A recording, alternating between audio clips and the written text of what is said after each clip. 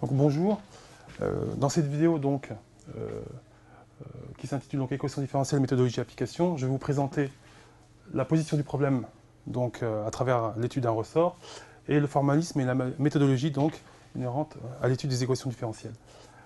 Et dans une autre vidéo, je terminerai par portrait de phase et application dans le cadre de l'étude d'un pendule simple et un pendule simple avec frottement.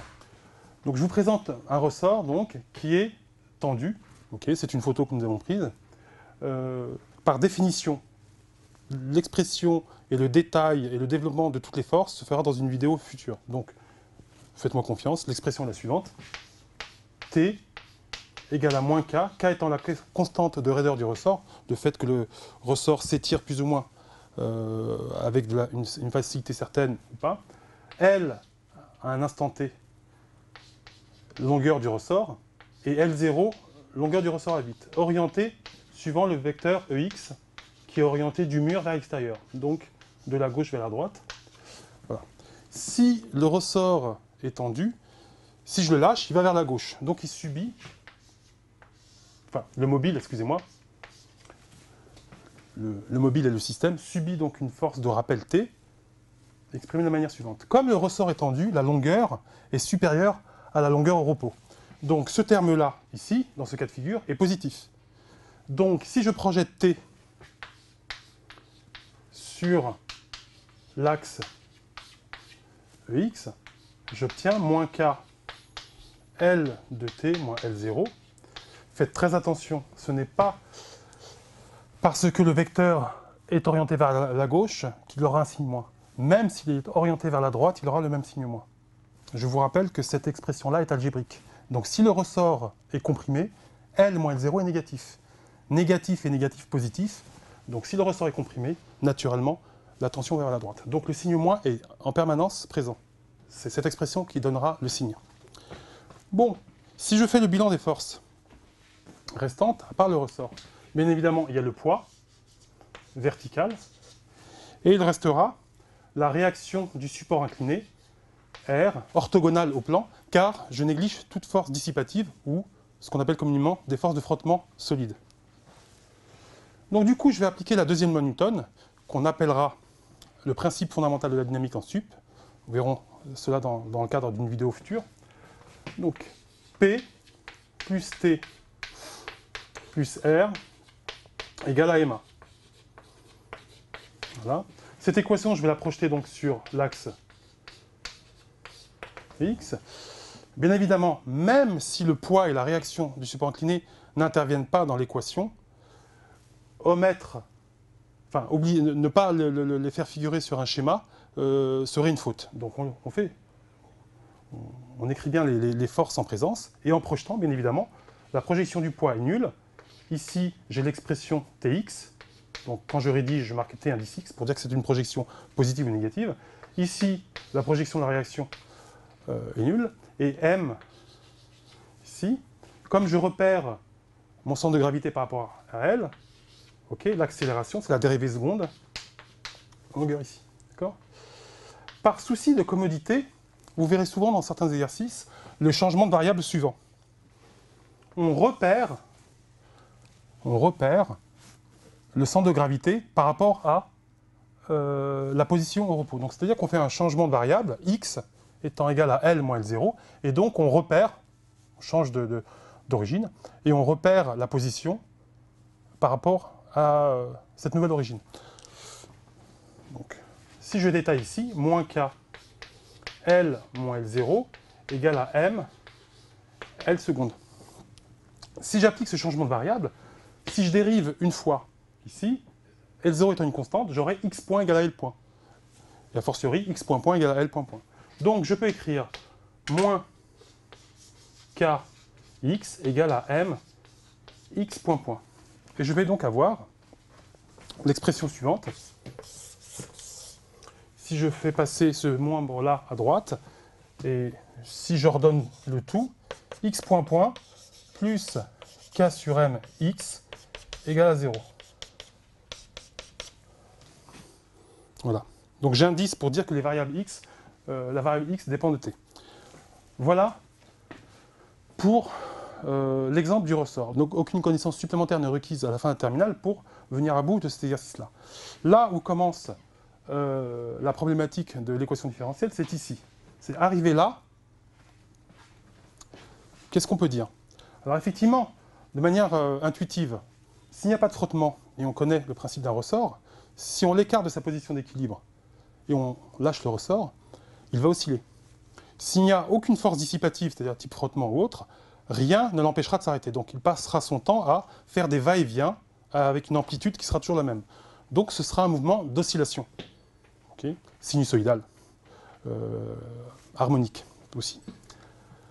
Donc ça, on connaît donc la solution de x. X, ce serait une sinusoïde temporelle, en fonction du temps et d'autres paramètres. Maintenant, comment mettre en évidence cette solution mathématique?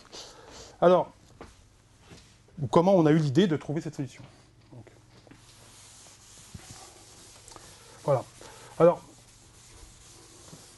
comme pas mal de résultats en physique, on admettra, hein, et puis on appliquera. À ce stade-là, vous avez le droit de dire, on reconnaît l'équation différentielle d'un oscillateur harmonique simplement en explicitant cette expression. Alors, une équation différentielle, c'est quoi? C'est une expression, une égalité linéaire, dans laquelle une fonction s'exprime en fonction de ses dérivés. Ici, la fonction, en l'occurrence, est la fonction position x. J'ai la position x et j'ai une dérivée seconde. C'est une fonction différentielle. Alors, une équation différentielle non linéaire contiendrait des termes quadratiques. Par exemple, si j'avais eu ici x point point plus k sur m x au carré égale à 0, ce ne serait pas une solution linéaire, ce serait une solution non linéaire. Okay, si à la place du x, j'avais un cosinus x ou un sinus x, la conclusion serait la même. Alors, l'idée est la suivante. Il faut qu'on trouve une fonction mathématique qui, dérivée deux fois, va pouvoir annuler cette expression. Alors, on a pensé, donc, grâce à l'intuition qu'on a eue tout à l'heure, à la sinusoïde. Si je dérive une fois une sinusoïde, la fonction sinus x par exemple, j'obtiens cosinus.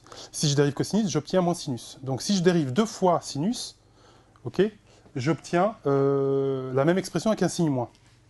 Donc, essayons, tentons. Alors, supposons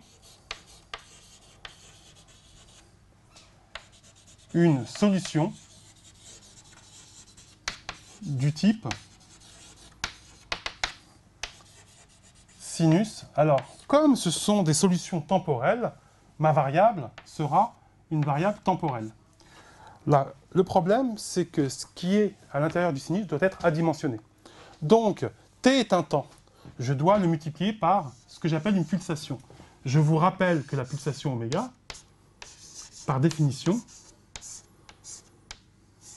c'est une constante qui traduit, par exemple, l'image d'une aiguille qui tourne, okay, qui va faire un tour, c'est-à-dire 2π, en une période qu'on appelle grand T. Donc T est appelée la période de l'oscillateur.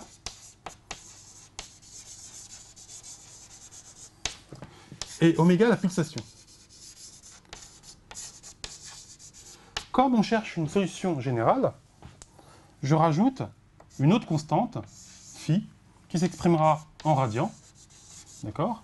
Oméga s'exprime en radian seconde moins 1. Donc, radian seconde moins 1 fois seconde, ça donne bien des radians. J'ai des radians à côté. Donc voilà une solution possible, et on va voir si elle est compatible avec les paramètres de l'énoncé, notamment K et M. Et puis on va voir si on ne peut pas relier oméga aux paramètres K et M. Donc, je vais supposer donc que X est de type A sinus oméga t plus phi, A étant une constante, donc c'est une solution générale. Je dérive une première fois. Je vais obtenir moins A cosinus oméga t plus phi, dérivé d'une fonction composée. N'oublions pas oméga. Donc j'aurai moins oméga A cosinus oméga t plus phi. Je dérive une seconde fois. je vais avoir la dérivée de cosinus oméga t qui sera moins... excusez-moi, la dérivée de sinus, c'est cosinus, donc c'est un plus. La dérivée de cosinus, ce sera moins oméga sinus. Donc j'aurai moins oméga carré à sinus oméga t plus phi. Et là, on reconnaît ici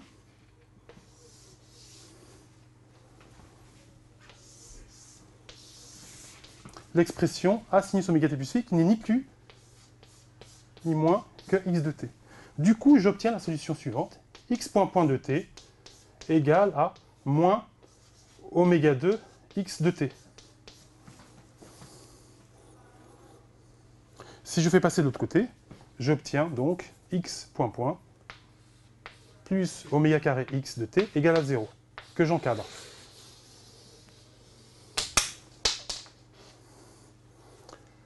Je vais donc comparer, donc il y a vraiment des similitudes entre cette expression-là et celle-ci. Dérivée seconde de x, dérivée seconde de x, x de t, et ici un coefficient oméga carré, et ici un coefficient k sur m. Je peux donc poser,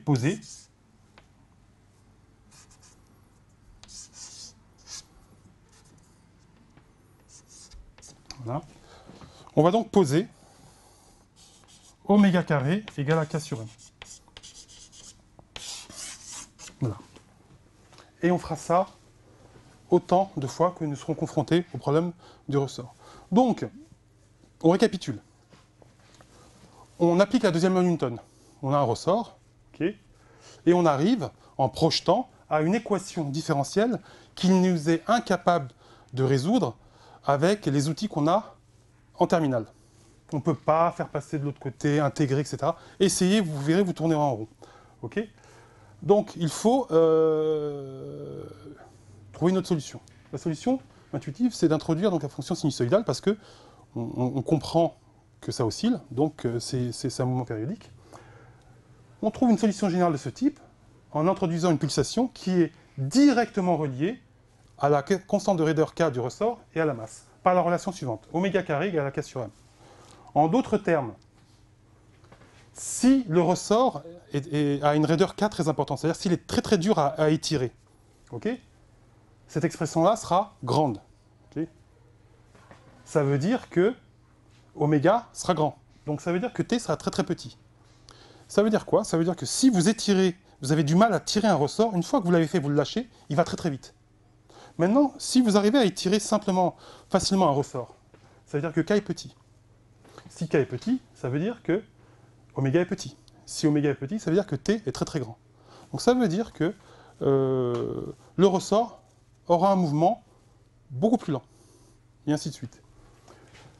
De la même manière, si je mets au bout d'un même ressort deux masses différentes, une petite, entre guillemets, c'est relatif, hein, une petite masse, oméga sera très très grand, parce que divisé par quelque chose de petit, on obtient quelque chose de plus grand. Donc oméga sera, si m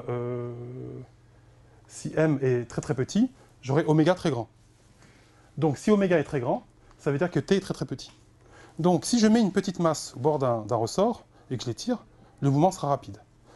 Si je mets une masse beaucoup plus importante, ce sera le contraire. Oméga sera très petit. Si oméga est petit, ça veut dire que t est très grand. Donc si je mets une grosse masse au bord d'un ressort et je tire, le mouvement sera très très lent. Et ça, on peut le concevoir aisément.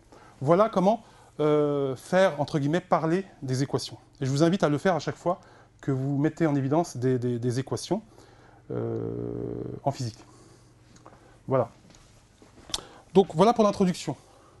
Du coup, il faut trouver c'est ce qu'indique le grand 2, un formalisme et une méthodologie.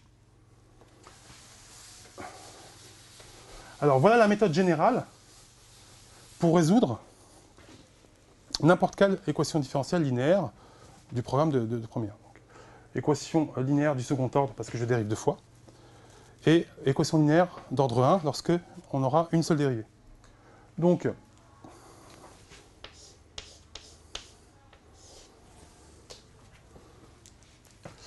je vais donc reprendre cet exemple.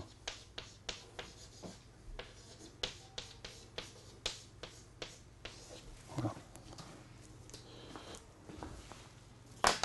Donc, le formalisme général. Soit vous écrivez la chose suivante. On reconnaît l'équation différentielle d'un oscillateur harmonique de pulsation oméga dont la solution générale est x de t égale à a sinus oméga t plus phi, ou a cos oméga t plus phi prime, comme vous voulez, les deux marchent. Soit, si jamais l'équation différentielle est un peu plus élaborée, vous pouvez appliquer la méthode qui marche à tous les coups. Vous écrivez ce qu'on appelle l'équation caractéristique. Petit r est un paramètre quelconque, hein, rien à voir avec le rayon, j'aurais pu l'appeler autrement. Donc, dès que j'ai une dérivée seconde, je mets un carré. Comme je n'ai pas de dérivée première, je n'ai rien. Oméga 2, R, correspondra donc à ma position x de t, égale à 0. Excusez-moi, j'ai dit une bêtise. Si j'avais une dérivée première, j'aurais marqué R. Ensuite, je mets mon coefficient. Donc j'ai ici R carré plus oméga 2 égale à 0. Et quand j'essaie de résoudre cette équation, je ne peux pas la résoudre dans le corps des réels. Donc, nécessairement, je me mettrai dans le corps des complexes, C. Et le résultat donnera R égale plus ou moins J oméga. Donc j'écrirai, je mets un tilde pour dire que nous sommes dans le corps des complexes. D'accord ? Donc, la méthode générale, elle est complexe. Et elle consiste à écrire la chose suivante. Donc, comme je suis dans le corps des complexes, j'écrirai que x a pour expression a, alors j'ai choisi j oméga t pour que ce soit homogène, plus b e de moins j oméga t. C'est-à-dire que je dis qu'il y a deux solutions possibles, j oméga et moins j oméga. Donc s'il y a deux solutions possibles, je fais la combinaison linéaire des deux solutions possibles. B et A étant complexes, de manière générale. Faites très attention, J est adimensionné, oméga c'est l'inverse d'un temps, donc je multiplie par le paramètre temporel. Donc T ici, T ici. Alors bien évidemment, quand on a ça, ok, on dira simplement après que X, dans le corps des réels, c'est la partie réelle de X de T. Et effectivement, quand vous développez, EJ oméga T, c'est cos oméga T plus J sinus oméga T, et l'autre, cosinus oméga T moins J sinus oméga T. Vous prenez la partie réelle, ok, et à la fin, vous pourrez écrire que X de T peut s'écrire de la forme, alors là j'introduis d'autres constantes, mais peu importe, on les déterminera grâce aux conditions initiales que je vais évoquer tout à l'heure. On peut écrire que X de T peut s'écrire de la manière suivante, B sinus oméga T plus C cosinus oméga T. Voilà une autre manière d'écrire. Toutes ces écritures sont équivalentes. Celle de tout à l'heure avec A sinus oméga T plus phi, ou celle-ci. Vous remarquerez que celle-ci, à mon sens, est à privilégier dans la mesure où, dans le sinus et dans le cosinus, je n'ai pas de phase. La phase que j'appelais phi tout à l'heure. Et vous verrez par la suite, en pratiquant, qu'il sera plus aisé d'utiliser cette expression que l'autre, au niveau calculatoire.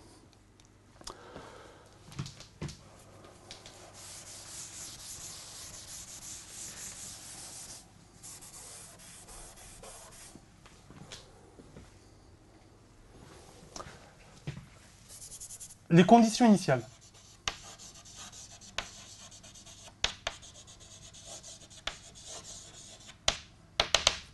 Donc, toujours dans le grand 2, formalisme et méthodologie. Alors, vous avez vu que ce soit dans l'expression précédente ou dans celle-ci, nous avons ici B et C qui sont deux constantes à déterminer. Il y a autant de constantes que de degrés de l'équation différentielle. C'est une équation différentielle d'ordre 2, donc il faut déterminer deux constantes. Elles seront déterminées grâce aux conditions initiales. Alors, x de t et v indice x de t, qui sera la dérivée de x. Donc, la méthodologie est la suivante. Une fois que vous avez l'expression de x, prenons cette expression-là. B sinus oméga t plus C cosinus oméga t. D'accord ? Et prenons la vitesse. Donc ce sera moins oméga, enfin plus oméga b cosinus oméga t, moins oméga c sinus oméga t. D'accord? L'énoncé vous dit qu'à t égale à 0, le ressort est étiré à la distance, on va l'appeler petit d. Et que la vitesse à t égale à 0 est nulle. Donc, on tire le ressort et on le lâche. D'accord? On le tire à une distance d par rapport à sa position d'équilibre. D'accord? Et on le lâche avec une vitesse initiale nulle. Remplaçons. Donc, je remplace ici. J'aurai petit d égale, donc dans l'expression 1, l'expression 2. Donc ici, dans l'expression 1 et l'expression 2. Donc, x à t égale à 0 vaut d. Et je remplace. C'est égal à b fois 0, parce que sinus de 0 est égal à 0. Donc, j'aurai 0 ici. Plus c fois cosinus de 0, c'est-à-dire c. La vitesse, elle est nulle. D'accord? À t égale à 0. Donc, à t égale à 0, j'aurai oméga b plus 0.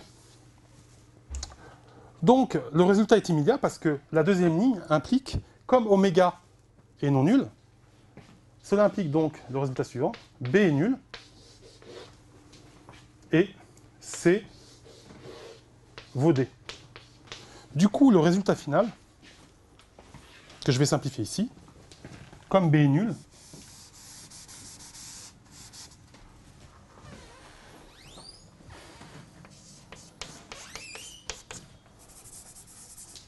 et que c vaut d, voilà. Donc, le résultat final est le suivant.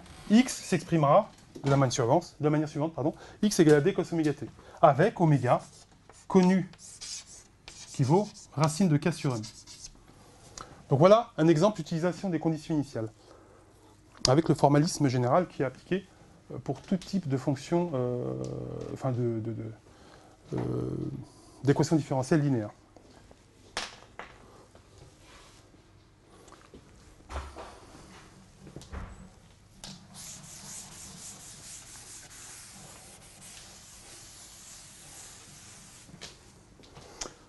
On va compliquer l'exemple, toujours le même exemple, hein, pour bien fixer les esprits, on va compliquer donc l'exemple du ressort en ajoutant cette fois-ci des frottements. Donc inutile de faire toute l'introduction que j'ai faite tout à l'heure en présentant le ressort, on fait la même chose, sauf qu'on rajoutera, cette fois-ci, une force F, okay, une force F de frottement, okay, qui a cette expression de force donc linéaire, qui s'oppose à la vitesse, bien évidemment. Donc le ressort, s'il va vers la droite, il y a une force de frottement qui va s'opposer au mouvement. Si le ressort est comprimé, la force de frottement va aller à l'opposé, d'accord? Donc il va s'opposer au mouvement. Du coup, on va avoir, d'après la deuxième loi de Newton, P plus R plus F plus T, T étant la tension du ressort, excusez-moi, la force de rappel, égale à MA.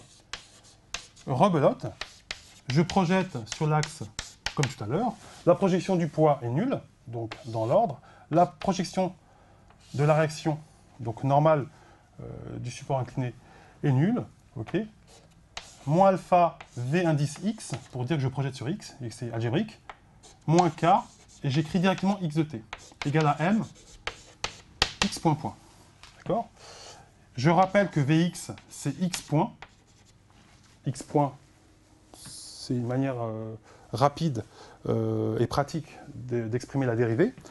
Et donc, je redonne tout ça. Donc, je vais avoir M, X point point, plus alpha X point, plus Kx égale à 0. Je vais avoir donc X point point de T, plus alpha sur M, X point de T, plus K sur M. Voilà. Voilà ce que vous allez avoir si jamais vous avez ce problème du ressort avec frottement de ce type. Donc, on reconnaît ici l'expression d'un oscillateur harmonique. Ok. Donc, on peut tout de suite remplacer K sur M, surtout si l'énoncé ne le précise pas. Vous pouvez prendre cette liberté, oméga carré. Je vais garder ce résultat, je vais effacer l'expression précédente. Donc, Vous rajoutez autant de forces que celles qui sont listées, et vous obtenez donc cette fameuse équation différentielle. D'ordre 2, toujours, dérivée seconde, dérivée première, et la fonction qui est à dériver. Donc, on va transformer cette expression, je vous invite à le faire dès le départ, de manière canonique, pour pouvoir un petit peu la recycler dans différents domaines de la physique. Vous trouverez ces mêmes équations différentielles en électrocinétique, et aussi dans d'autres domaines de la physique. Donc c'est important de bien comprendre la méthodologie. Donc x point de t, plus, je fais exprès d'oublier le coefficient que je vais exprimer différemment, plus oméga carré x de t égale à 0. D'accord? Alors, coefficient ici. Ici, je vais introduire une constante de temps tau. Pourquoi? Je sais que c'est un temps. Ici, j'ai une x qui est donc homogène à des mètres, enfin une distance, sur un temps au carré. X, ici, sur un temps au carré, puisque oméga égale à 2 pi sur grand t. Ici, j'ai une vitesse, c'est-à-dire une position sur un temps. Pour que ce soit homogène, il faut que ce facteur tau soit homogène à un temps. Et je pose, donc, tau égale à alpha sur m. Alpha étant le coefficient de frottement de la force F, je vous rappelle, en gros, plus alpha est important, plus le coefficient de frottement est important, plus la force de frottement est importante. D'accord? Bon. Maintenant, essayons d'avoir l'intuition de ce qui se passe. Si le ressort est étiré, sans frottement, il va faire des va-et-vient d'amplitude constante. Maintenant, si à chaque va-et-vient, il est freiné, il va se passer la chose suivante. Premier va. Ensuite, l'amplitude va diminuer jusqu'à le repos final. D'accord? Donc, le système va converger vers donc, la position d'équilibre, c'est-à-dire x égale à 0. Okay? La longueur sera la longueur L0 à vide. Donc, on va essayer d'expliciter ce résultat donc, physique mathématiquement. Rappelez-vous de la méthode générale de tout à l'heure. On va, méthodiquement, de manière répétitive, exprimer l'équation caractéristique avec le paramètre petit r. Donc, rappelez-vous ce que je vous ai dit, 2r au carré, plus ici, r sous-entendu puissance 1, d'accord, sur tau, plus oméga carré, égale à 0. On a une équation du second degré, qu'on peut résoudre dans le corps des réels, mais aussi dans le corps des complexes. Et on va exprimer le delta, le fameux delta que vous exprimez quand vous étudiez une équation du second degré. Donc delta sera égal à 1 sur tau au carré, moins 4 oméga carré. Je ne vais pas rentrer dans le détail, mais il va y avoir 3 possibilités. Delta strictement positif, delta nul ou delta négatif. Et rappelez-vous, la résolution de cette équation caractéristique va nous donner les expressions des solutions R, R1 et R2. OK? Et après, j'exprimerai ces résultats sous forme d'exponentielle dans le cadre général. Donc,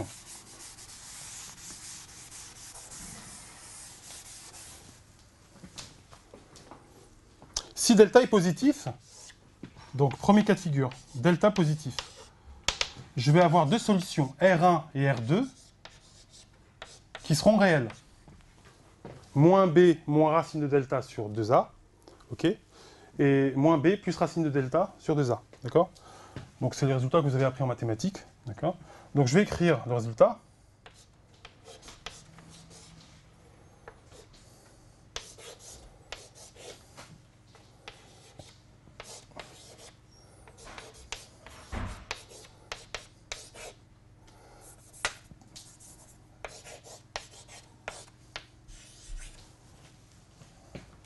Voilà, et on vérifie toujours que ce soit homogène. Donc R, à la dimension, ça dépend de l'équation différentielle que vous aurez. Donc ici, j'ai l'inverse d'un temps, et ici, delta est homogène à l'inverse d'un temps au carré. À la racine, les deux expressions sont bien homogènes. Donc, si j'ai un delta positif, ok, donc ça dépend de tau, c'est-à-dire de alpha et de m, et de la pulsation oméga, qui est proportionnelle à k sur m. D'accord ? Je vais avoir l'expression générale réel, x de t égale à a exponentielle de R1t plus b exponentielle de R2 de t. Voilà. Ce sont des solutions exponentielles réelles. Alors, bien évidemment, pour des soucis de place, je n'explicite pas dans cette expression R1, mais R1, c'est ça, et R2, c'est ça. Donc, il suffit de développer. Quand delta est nul, on a ce qu'on appelle une racine double. D'accord? Et on remplace de la même manière. Et quand delta est négatif, là, on se retrouve dans le cas de figure qu'on a vu tout à l'heure, c'est-à-dire que si delta est négatif, ça veut dire que la solution sera complexe. Donc je vais étudier ce cas particulier donc, qui est une première pour vous. Donc, le cas delta négatif. Donc, ça veut dire quoi? Ça veut dire que je dois, si delta est négatif, écrire delta de la manière suivante. Moins 4 oméga carré moins 1 sur tau au carré. Ce terme-là sera strictement positif, d'accord? Et le moins ici, je peux l'écrire sous la forme j carré. Donc delta sera égal à j carré. Et je vais appeler, pour des soucis de simplification, oméga carré, cette expression-là. Donc cette expression, je vais l'appeler oméga carré, d'accord? Pour simplifier.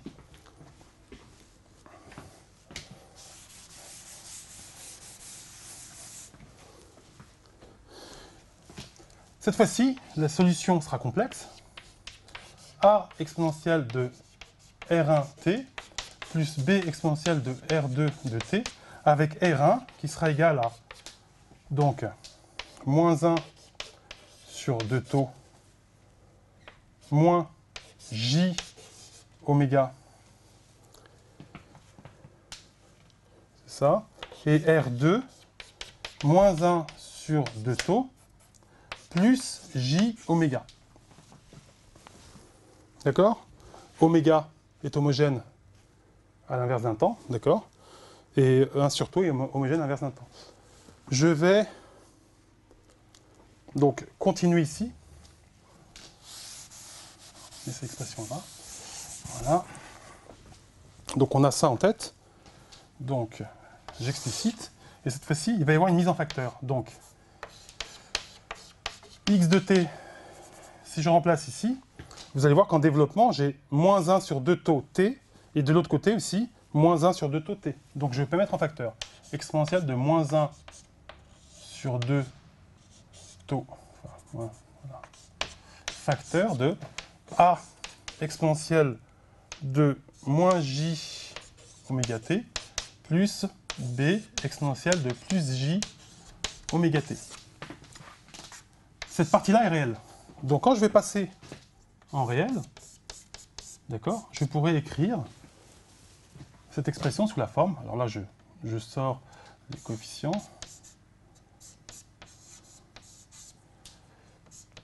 Comme tout à l'heure, donc c cos oméga t plus d sinus oméga t. D'accord? Bien évidemment, c et d sont des coefficients arbitraires que j'ai créés moi-même, mais qui sont parfaitement compatibles avec le passage de nombres complexes en réel. Et on remarquera ici que cette expression, je peux l'écrire aussi grand K sinus oméga t plus phi, enfin peu importe. Donc c'est une expression d'un oscillateur harmonique non amorti, mais avec une enveloppe exponentielle. Je m'explique. Donc il y a des similitudes. Effectivement, cette expression mathématique est complètement compatible avec l'intuition qu'on a eue d'amortissement jusqu'à arrêt. On a quelque chose comme ça, une allure, une enveloppe exponentielle qui dépendra de taux, qui sera d'autant plus incurvée ou moins incurvée que taux sera différent, plus ou moins grand. D'accord? Et à l'intérieur, au lieu d'avoir un système qui ne s'amortit pas, okay, on a un système qui s'amortit à l'intérieur de l'enveloppe. Voilà. Jusqu'à arriver ici, donc x de t. Donc, ça ressemble à une sinusoïde, sauf que c'est une sinusoïde qui est amortie. Voilà la signification physique de ce résultat, donc, qui traduit le fait simplement que les forces de frottement vont faire tendre le système vers un équilibre définitif. Donc.